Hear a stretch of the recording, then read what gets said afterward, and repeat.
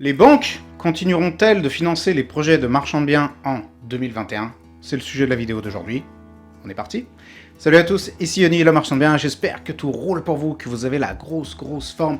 Si vous êtes nouveau sur la chaîne, je vous souhaite la bienvenue. Je m'appelle Yoni, je suis marchand de biens et je dirige depuis 2018 un organisme de formation certifié dans lequel j'accompagne toutes les personnes qui souhaitent devenir marchand de biens à réussir en toute sécurité. Et si vous êtes des anciens de la chaîne, eh bien j'espère que vous avez la grosse forme et que vous réalisez des marges absolument délirantes. Le sujet de la vidéo d'aujourd'hui, ce dont on va parler, c'est le sujet du financement, le sujet des banques. Parce que beaucoup de choses ont bougé dans l'année et demie, les 18 mois qui viennent de se passer, on va dire approximativement. Alors pour vous resituer un petit peu le contexte dans lequel je fais cette vidéo, là on est en février 2021, ça fait à peu près un an que c'est le gros bordel à cause de la crise sanitaire liée au Covid. Donc pour ceux qui ne sont pas sortis de chez eux, c'est le contexte actuel au niveau des banques. Et il y a eu aussi de nouvelles restrictions qui ont été imposées par le HCSF, donc le Haut Comité à la Sûreté Financière. Donc ce dont on va parler dans cette vidéo, c'est ce contexte.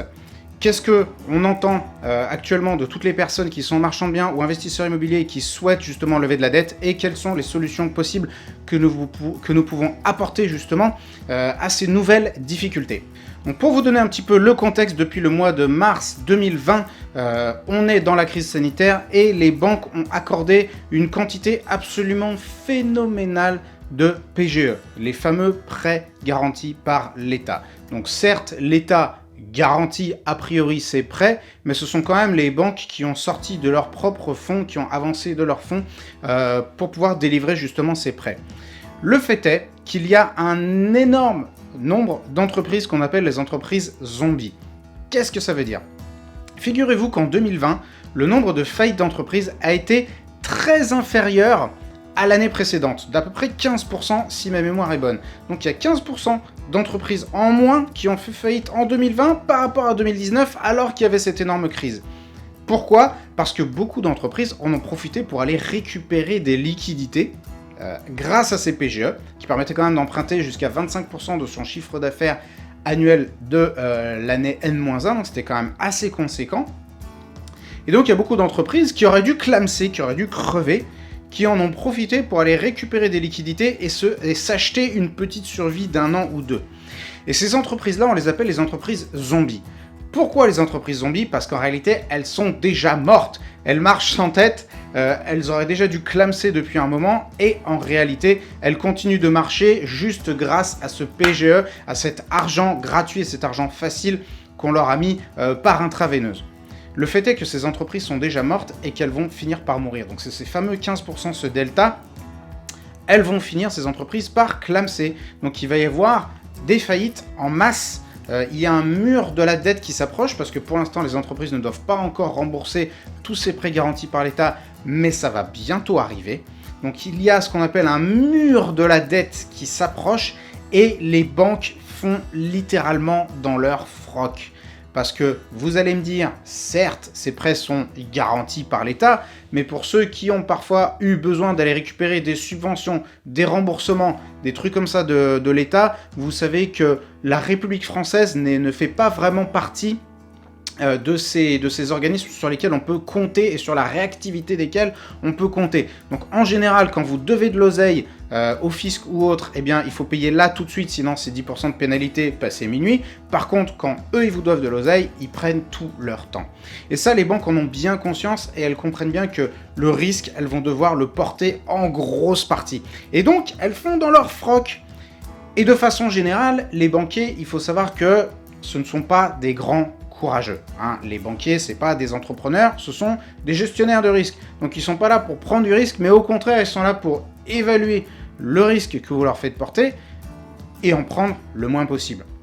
Donc là, si vous voulez, tous les voyants sont au rouge pour les banquiers, parce que ils sentent la crise qui va arriver, ils sentent que ça va être la merde, ils sentent qu'il va y avoir énormément de recouvrement qu'il va falloir aller chercher, et donc ils ne sont pas très pressés de prêter de l'argent. D'autant que, si vous l'ignorez, les banques ne gagnent presque plus d'argent. Alors elles ne gagnent même pas d'argent sur le prêt bancaire, puisqu'elles doivent rémunérer leurs actionnaires à hauteur de 7, 8, 9%. Par contre, lorsqu'elles prêtent de l'argent, elles sont rémunérées par les emprunteurs à hauteur de 1,5% vu les taux d'emprunt, vu les taux d'intérêt actuels. Donc on a les banques qui ne gagnent pas d'argent, et en plus, maintenant, un énorme risque à prêter de l'argent. Donc elles ne gagnent pas d'argent à en prêter, et en plus, il y a un énorme risque. Donc ces deux facteurs font que ça devient plus compliqué d'emprunter, et je vais dans un instant vous dire les échos que j'entends des quatre coins de la France, de toutes les centaines de membres de mes formations de la MDB Academy. Mais avant ça, je voudrais vous parler des recommandations du HCSF, dont vous avez peut-être entendu parler. On a entendu en 2020 dire que les conditions d'octroi du crédit s'étaient durcies, et que le HCSF avait justement imposé des critères un peu plus restrictifs sur l'octroi du crédit immobilier. Et on parle notamment de la notion d'apport, donc de la notion d'apport personnel, et en plus de la durée d'emprunt. Donc là, le HCSF a dit, bon, les emprunts à 110% sur 30 ans avec 24 mois ou 36 mois de différé, ça va être plus compliqué. Ça va être même très restreint et limité aux gens qui ont vraiment de très gros moyens. Petite parenthèse, ce qui nous rappelle que plus on en a, plus c'est facile d'en avoir. Je referme la parenthèse.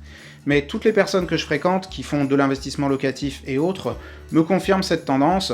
La fête, globalement, à laquelle on a pu assister dans ces 5 dernières années, elle est relativement finie. C'est-à-dire que le fait de pouvoir emprunter sur 30 ans, avec 36 mois de différé, avec l'achat, les frais de notaire et les travaux, ça devient beaucoup plus compliqué.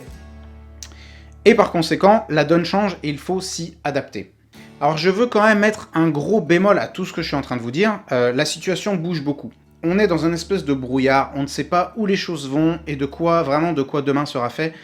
On l'ignore complètement. Et ce que je vous dis est valable aujourd'hui, et il se peut que peut-être dans 6 mois, la donne ait changé.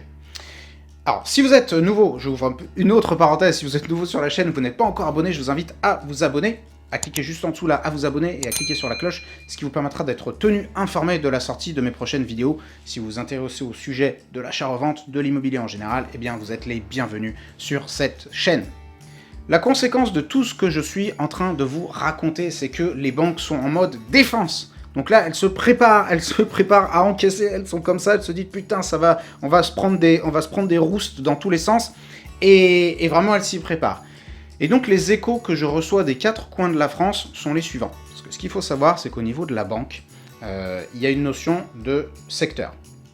Et souvent les gens me posent la question, mais quelle banque finance les marchands de biens? Ça dépend beaucoup des secteurs, puisque les banques sont très régionalisées et sectorisées, si vous l'ignoriez. Moi je reçois vraiment des échos de Bretagne, d'Alsace, du Nord, de régions parisiennes, du Sud-Ouest, etc.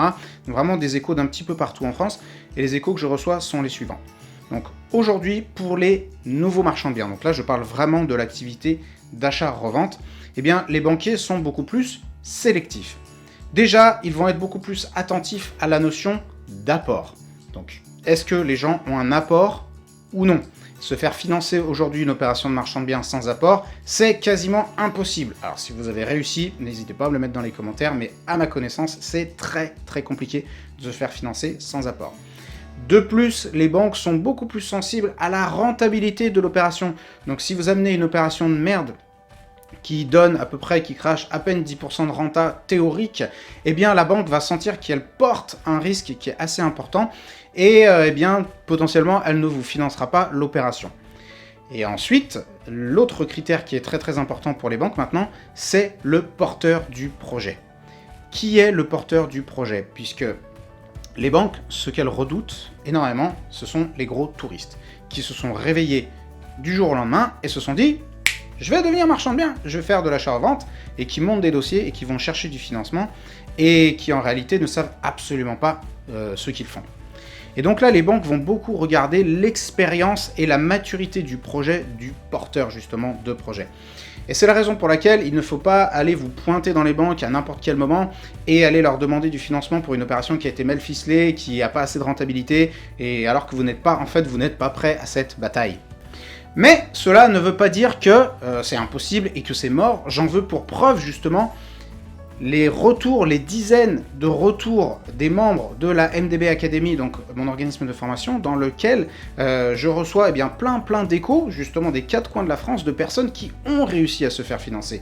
Mais encore faut-il faire les choses dans le bon ordre. Et là, j'aimerais connaître votre avis, si vous ne faites pas justement partie de la MDB Academy, je ne sais pas ce qu'il en est chez vous, dans votre région, dans votre activité. N'hésitez pas à mettre dans les commentaires les échos que vous recevez des banques de votre région, si vous avez essayé de vous faire financer, vous avez réussi ou pas réussi. Voilà, ça m'intéresse vraiment d'entendre ce que vous avez à dire et quels sont les échos des banques dans votre région. Et maintenant, je vais vous donner une liste de conseils très concrets de choses que vous pouvez immédiatement appliquer sur vos projets immobiliers, que vous fassiez de l'achat-revente ou de l'investissement. Tout d'abord, ce que vous pouvez faire, c'est faire le dos rond et attendre des jours meilleurs. Donc ça, c'est valable un petit peu pour nous tous en France. Quels que soient les domaines d'activité, c'est très compliqué. Donc il y a des domaines qui s'en sortent mieux que d'autres, mais dans beaucoup de secteurs d'activité, c'est pas la meilleure période, hein, clairement, et il faut attendre. Je vois même par exemple, à titre personnel, je suis en train de chercher une résidence principale à acheter, et ben il y a rien à vendre, c'est la merde, et tout est hors de prix. Et bien qu'est-ce que je fais? J'attends patiemment que mon heure arrive, et je vous invite également à faire la même chose et vous dire que peut-être que vous ne trouvez pas maintenant, mais peut-être que la semaine prochaine ou dans 2 mois, vous trouverez, et il faut être patient. Le deuxième conseil, c'est ne pas être alarmiste parce qu'il est encore possible de se faire financer. Comme je vous le disais, moi j'ai des dizaines d'élèves qui y arrivent, même maintenant, même dans ces périodes compliquées. Par contre, il faut savoir quoi faire, quel type d'opération proposer à la banque, à quel moment aller les voir, et il y a aussi une façon, de faire les choses, bien entendu. Ensuite, faites valoir votre expérience. Et quand je dis votre expérience, elle peut être assez riche, votre expérience dans l'immobilier de façon générale. Peut-être que vous n'avez pas de société de marchand de biens avec un historique, vous n'avez peut-être pas 2 ou 3 bilans à présenter, peut-être que vous n'en avez même pas un seul, mais vous avez peut-être une expérience dans l'immobilier que vous n'avez peut-être pas pensé à valoriser, mais peut-être que vous avez déjà fait des achats-reventes de résidence principale, peut-être que vous avez déjà fait des travaux chez vous, peut-être que vous avez déjà investi dans le locatif, peut-être que vous avez une profession qui fait que vous avez de près ou de loin une certaine connaissance avec l'immobilier, peut-être qu'avec la finance, avec les travaux, avec les assurances. Réfléchissez à toute l'expérience, les expériences que vous pouvez potentiellement faire valoir auprès d'un banquier qui peut être susceptible de vous financer, et mettez-les en avant. Vendez-vous. Il faut apprendre à se vendre. Vous devez vous vendre vous-même ainsi que votre projet. Donc n'hésitez pas à mettre en avant devant la face du banquier tous les arguments potentiels qui peuvent le convaincre du fait que vous n'êtes pas un touriste et que, s'il vous confie de l'argent, cet argent sera entre de bonnes mains. Ensuite, trouvez de l'apport, parce que vous dites « Ah, mais merde, moi j'ai pas de capital, alors c'est foutu. Yoni, il a dit dans une vidéo sur YouTube qu'ils allaient demander maintenant de l'apport et que c'était fichu parce que moi j'ai pas d'apport. » Je dis qu'il en faut, je ne dis pas nécessairement que c'est vous qui devez tout amener. D'accord? Rappelez-vous, et j'ai fait une vidéo entière là-dessus, je mettrai le lien dans la description, qu'il y a énormément d'argent disponible en France, des tonnes et des tonnes de réserves d'argent et d'épargne se sont créées justement dans ces 12 derniers mois qui viennent de passer. On parle d'entre 100 et 200 milliards d'euros qui se sont rajoutés dans l'épargne des Français. Donc il y a plein d'oseille de partout, ok? Tout ce qu'il faut, c'est que vous captiez une toute petite partie de cette oseille et que vous l'insériez justement dans votre activité de marchand de biens. Ok, donc vous devez trouver de l'apport. Si vous n'en avez pas, trouvez des personnes qui en ont, et franchement, trouver des personnes qui ont du capital, c'est pas si compliqué à partir du moment où vous commencez à poser la question et à partir du moment où vous avez une opération à proposer. Et ce qui m'amène au prochain conseil, c'est trouver une opération méga rentable. Donc vous devez vous bouger pour aller chercher l'opération rentable. Tout d'abord parce que si vous trouvez une opération qui est véritablement rentable, alors vous trouverez forcément l'argent pour la faire financer, parce que l'argent appelle l'argent. Et si vous proposez à des personnes qui ont déjà de l'oseille un moyen de le faire fructifier facilement sans faire grand chose, eh bien croyez-moi que l'oseille va arriver et il va couler à flot. En plus, si vous trouvez une opération rentable, vous aurez beaucoup plus de facilité à vous la faire financer. Et enfin, rappelez-vous, c'est un conseil que je donne à énormément des personnes qui suivent mes formations. Au début, il vous suffit d'une seule opération. Vous n'avez pas besoin d'en trouver 10. Une seule bonne opération immobilière peut changer votre vie. Il peut y avoir un avant et un après. Parce que je ferai une autre vidéo à ce sujet, mais il y a une telle différence entre avoir 0 et 50 000 ou entre avoir 50 et 100 000 que votre vie va changer du tout au tout à partir du moment où vous aurez réalisé cette première opération. Et rappelez-vous, Si c'est un petit peu difficile, si vous ramez, vous êtes dans la prospection et c'est compliqué, il vous suffit d'en trouver une seule et vous serez lancé. Clairement, nous sommes dans une période compliquée. C'est une période compliquée pour beaucoup de personnes, c'est une période de crise. Mais les périodes de crise sont aussi potentiellement des périodes d'opportunité pour qui sait les saisir. Il y a déjà eu des crises économiques et des crises immobilières par le passé, et ces crises, certes, elles ont été dramatiques pour beaucoup d'acteurs du marché, mais par contre, elles ont aussi créé des opportunités et elles ont permis, notamment par le passé, de nettoyer complètement le marché immobilier d'énormément de touristes qui étaient venus s'installer. Et dans les dernières années, vous l'avez sans doute constaté dans votre secteur, mais on voit une explosion, par exemple, du nombre d'agences immobilières, du nombre de pseudo-investisseurs et du nombre de pseudo-marchands de biens. Et peut-être que cette crise sera justement l'opportunité de faire le ménage et de garder uniquement les vrais professionnels sur le marché immobilier. Qui sait ?